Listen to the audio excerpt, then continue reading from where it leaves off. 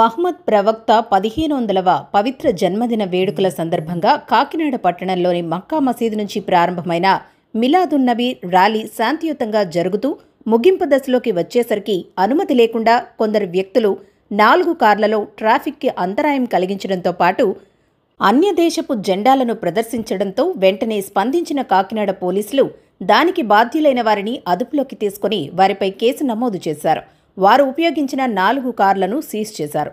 వారిపై చట్టరీత్యా చర్యలు తీసుకుంటామంటూ పోలీసులు చెబుతున్నారు. అందరికీ నమస్కారం.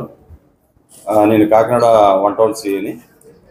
నిన్న అనగా 5/9/25 తేదీన మహమ్మద్ ప్రవక్త యొక్క 1500వ జన్మదినోత్సవ సందర్భంగా మిలాద్ ఉన్ నబీ పండుగ సందర్భంగా కాకినాడ పట్టణంలో మక్కా మసీదు నుండి ప్రారంభించి శాంతియుతంగా ర్యాలీని నిర్వహిస్తూ ముస్లిం సోదరులందరూ శాంతియుతంగా ర్యాలీని నిర్వహిస్తూ ఉండగా ర్యాలీ ప్రశాంత వాతావరణంలో చివరి దశకు వచ్చే సందర్భంలో ఒక 4 కార్లలో గుర్తు తెలియని వ్యక్తులు ఎవరైతే ఉన్నారో వాళ్ళు కార్ల మీద అన్య దేశానికి సంబంధించిన జెండాను ధరించి చెక్కలు కొడుతుంటే వెంటనే అక్కడ ఉన్న పోలీసు సిబ్బంది అలర్ట్ అయ్యి వెంటనే సదరు వ్యక్తుల్ని అదుపులోకి తీసుకుని ఆ కార్లను సీజ్ చేసి వాళ్ళ మీద కేసు నమోదు చేసి దర్యాప్తు చేయడం జరుగుతుంది.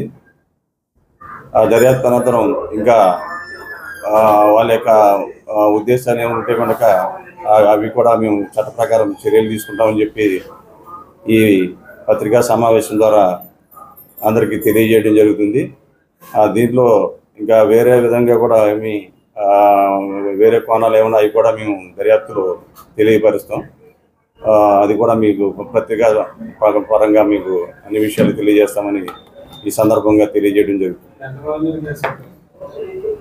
దీంట్లో వచ్చేటికి మనకి మొత్తం 4 కార్లు అండి మనం సీజ్ చేసి 4 కార్లు సీజ్ చేసి ఆ 4 కార్లు సంబంధించిన వాళ్ళని మనం అదుపులో తీసుకుని వాళ్ళని చేయడం జరిగింది.